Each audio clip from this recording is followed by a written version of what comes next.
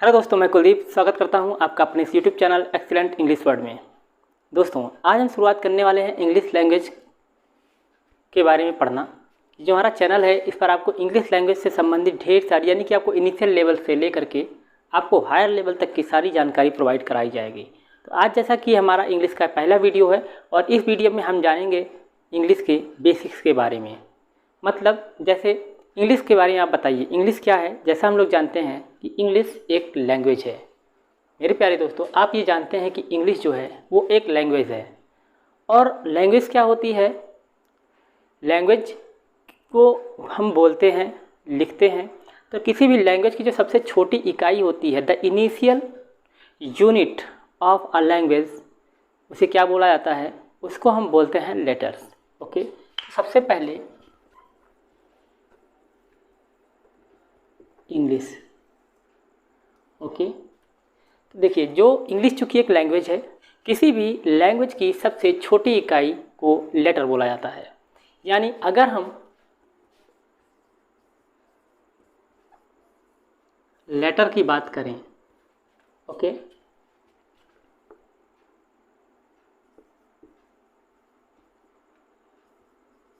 Smallest unit of a language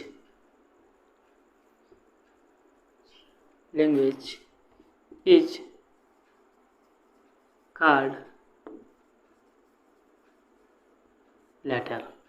Smallest unit of a language is called letter. किसी भी language की जो सबसे छोटी इकाई होती है उसी को हम लेटर बोलते हैं। तो अगर हम इंग्लिश लैंग्वेज की बात करें तो इंग्लिश लैंग्वेज में कितने लेटर्स होते हैं? जी हाँ, सही बताया आपने। इंग्लिश लैंग्वेज में 26 लेटर्स होते हैं। कौन कौन से? आइए शुरू करते हैं। इंग्लिश लैंग्वेज में 26 लेटर्स होते हैं। जैसे आपने कहा A, B, C, D, E, F, G, H, I, J, I, J, K, L, M, N, O, P, Q, R, S, T, U, V, W, X, Y और Z। जी हाँ, अगर इनकी हम काउंटिंग करें तो आप देखेंगे 1 2 3 4 5 6 7 8 9 10 11 12 13 14 15 16 17 18 19 20 21 22 23 24 25 एंड 26। तो जो लेटर्स की संख्या इंग्लिश लैंग्वेज में, जो लेटर्स की संख्या है वो 26 है। यानी इंग्लिश लैंग्वेज में 26 लेटर्स होते हैं। जो लेटर्स की संख्या होती है इंग्लिश लैंग्वेज में वो कितनी होती है? 26 होती है। अब इन 26 लेटर्स में दो चीज़ें होती हैं। एक तो आपका होता है कॉन्सोनेंट और एक होता है आपका वॉवेल। क्या होता है कॉन्सोनेंट्स? जो ये 26 लेटर्स इंग्लिश लैंग्वेज में होते हैं, इसमें 5 आपके वाउल्स होते हैं। कौन कौन से? देखिए, आपने पढ़ा होगा A, E, I, O और U। आप देख रहे हैं A, E, I, O और U। ये 5 आपके क्या हैं? ये होते हैं आपके वाउल्स। इसको आप बोलते हो वॉवेल्स। वाउल्स कौन कौन से वाउल्स हैं आपके पास? A, E, I, O और U। ये 5 वावेल्स होते हैं। इसके अलावा अगर हम 26 लेटर्स में से अगर हम इन 5 वाउल्स को निकाल देते हैं तो हमारे पास जो कुछ भी बचते हैं वो सारे आपके क्या होते हैं? वो होते हैं आपके कॉन्सोनेंट्स। क्या होते हैं? कॉन्सोनेंट्स। तो अगर कॉन्सोनेंट्स की बात करें, शायद दिखाई पड़ रहा होगा,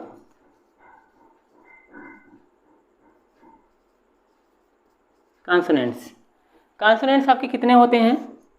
कॉन्सोनेंट्स की संख्या, अगर वाउल्स की संख्या देखी जाए कितनी है, तो वाउल्स की संख्या है आपकी 5 तो यानी कि कॉन्सोनेंट्स की संख्या कितनी हो जाएगी, कॉन्सोनेंट्स की संख्या हो जाएगी आपकी 21। जी हाँ, 21 कॉन्सोनेंट्स होते हैं और 5 जो है आपके वाउल्स होते हैं। तो ये तो रही लेटर्स की बात कि इंग्लिश लैंग्वेज में 26 लेटर्स होते हैं जिसमें 5 वाउल्स और 21 कॉन्सोनेंट्स होते हैं, 5 वाउल्स एंड 21 कॉन्सोनेंट्स होते हैं। अब हम यहाँ से आगे बढ़ते हैं और अब बात करते हैं लेटर्स के बाद हम बात करेंगे वर्ड्स की। बताइए वर्ड्स क्या होते हैं, क्या आपको पता है? अब बात करते हैं वर्ड की। वर्ड क्या होता है? तो आपने अभी तक देखा कि जो किसी भी लैंग्वेज की जो सबसे छोटी इकाई होती है वो लेटर होती है। अगर अब हम लेटर्स को जोड़ते हैं यानी कि ग्रुप ऑफ लेटर्स करते हैं तो अगर उसकी एक मीनिंग निकलती है तो वो जो ग्रुप ऑफ लेटर्स होगा वो हमारा वर्ड बन जाएगा। किस तरीके से, आइए देखते हैं। तो सबसे पहले जैसे इसकी एक डेफिनेशन हम लिखते हैं, a group of letters which give a group of letters which give complete meaning, which gives complete meaning is called sentence, is called word।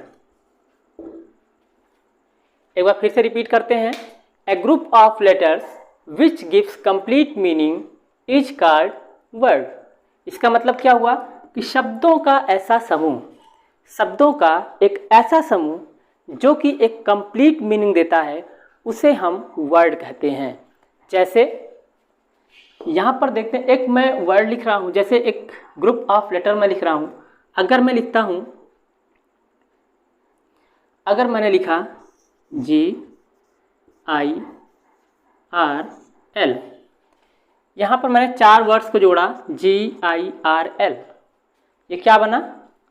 इसको हम मिला के अगर लिखते हैं तो ये बना हमारा गर्ल। और इस गर्ल का मतलब क्या होता है? इस गर्ल का मतलब होता है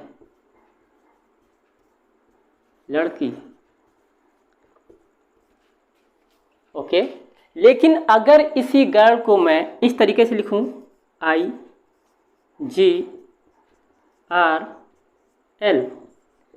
तो अगर इसको मैं कंप्लीट करके लिखूंगा तो क्या बनेगा? IGRL। क्या इस ग्रुप ऑफ लेटर्स का कोई मीनिंग है? आपने क्या IGRL ऐसा ग्रुप ऑफ वर्ड कभी पढ़ा? क्या इसकी कोई मीनिंग होती है? आप कहेंगे नहीं सर, इसकी कोई मीनिंग नहीं होती है। और अगर इसकी कोई मीनिंग नहीं होती है तो ये हमारा वर्ड नहीं बनेगा। तो आपको बिल्कुल डेफिनेशन को पूरा ध्यान रखना है। ओनली ग्रुप ऑफ लेटर्स नहीं, a group of letters which gives complete meaning is called word. आइए एक दूसरा एग्जांपल देखते हैं। अगर मैं लिखूं BOY, तो पहला एग्जांपल था। अगर मैं एक दूसरा एग्जांपल लिखूं BOY, अब इसको अगर मैं जोड़ के लिखता हूं तो क्या बनता है? ये बॉय। और इस बॉय का मतलब क्या होता है? इस बॉय का मतलब आपको पता होगा, इस बॉय का मतलब होता है लड़का।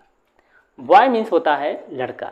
लेकिन अगर इसी सेंटेंस की मैं अरेंजमेंट को क्या कर दूं, इंटरचेंज कर दूं, यानी ऐसे में लिख दूं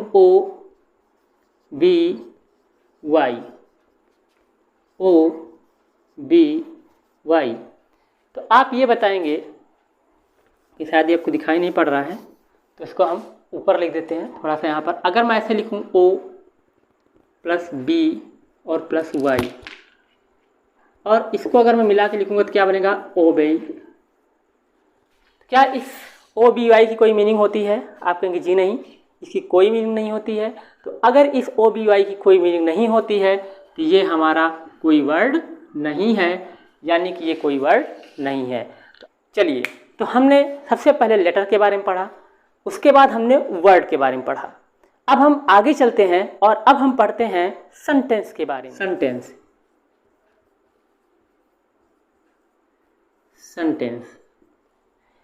के बारे में हम देखते हैं।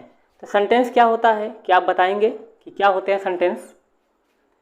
जी हाँ, सबसे पहले हमने लेटर पढ़ा, उसके बाद हमने वर्ड पढ़ा और अब हम पढ़ेंगे सेंटेंस। सेंटेंस की डेफिनेशन आपको पता होगी, अ ग्रुप ऑफ, देखिए इसकी एक डेफिनेशन होती है, a group of letters, a group of letters नहीं, a group of words which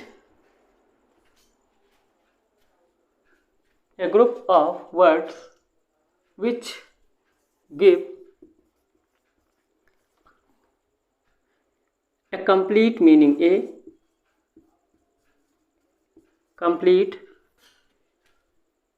meaning, is called sentence. Okay, this is the definition of sentence. I have written a group of words which gives a complete meaning is called sentence. शब्दों का एक ऐसा समूह जो कि complete meaning देता है उसे हम सेंटेंस कहते हैं। एग्जाम्पल लेकर देखते हैं, एग्जाम्पल लिखते हैं। आइए यहाँ पर देखते हैं example.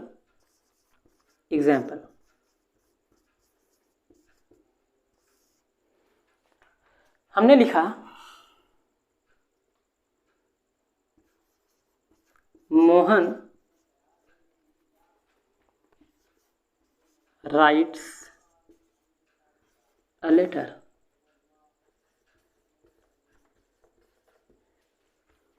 Mohan writes a letter. Mohan एक पत्र लिखता है। देखिए इसकी एक मीनिंग है, Mohan writes a letter, Mohan एक पत्र लिखता है। लेकिन अगर इसी को मैं एक दूसरे तरीके से भी लिख सकता हूँ। ये भी देखिए ग्रुप ऑफ लेटर्स ही है, मोहन फिर राइट्स उसके बाद ए उसके बाद लेटर्स। लेकिन अगर इसी सेंटेंस को मैं ऐसे लिखूँ,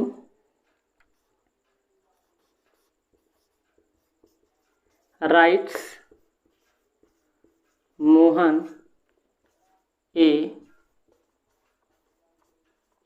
letter, writes Mohan a letter. तो क्या ये सेंटेंस सही है?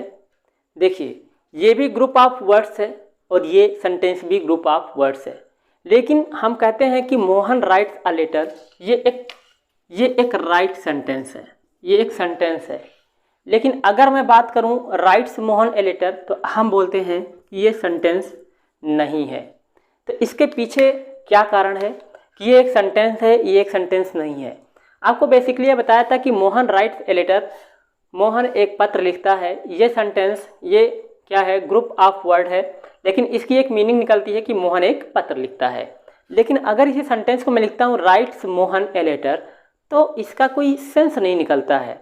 बात वही है कि राइट्स लिखता है, मोहन ए लेटर एक पत्र, ठीक है, लिखता है मोहन एक पत्र। इसकी एक कंप्लीट मीनिंग यानी सही मीनिंग नहीं निकलती और इसकी सही मीनिंग निकलती है। देखिए लेटर्स इसमें भी लिखे हैं, लेटर्स इसमें लिखे हैं, सेम लेटर इसमें है, सेम लेटर इसमें। लेकिन क्या कारण है कि इसको हम सेंटेंस बोलते हैं और इसको हम सेंटेंस नहीं बोलते हैं? ऐसा क्या कारण है? तो आइए समझते हैं। देखिए इसका कारण ये है कि किसी भी लैंग्वेज को लिखने का एक अपना स्टाइल होती है, किसी भी लैंग्वेज को लिखने का एक तरीका होता है। जैसे जो हिंदी लैंग्वेज होती है उसको हम लेफ़्ट टू राइट लिखते हैं, इंग्लिश लैंग्वेज होती है लेफ़्ट टू राइट लिखते हैं, लेकिन जो उर्दू लैंग्वेज होती है उसे राइट टू लेफ़्ट लिखा जाता है। यानी कि हर लैंग्वेज को लिखने का अपना तरीका होता है। देखिए अगर मैं सेंटेंस को हिंदी में लिखूं, इसी सेंटेंस को अगर मैं हिंदी में लिखूं तो लिखा जाता है मोहन पत्र लिखता है। ओके,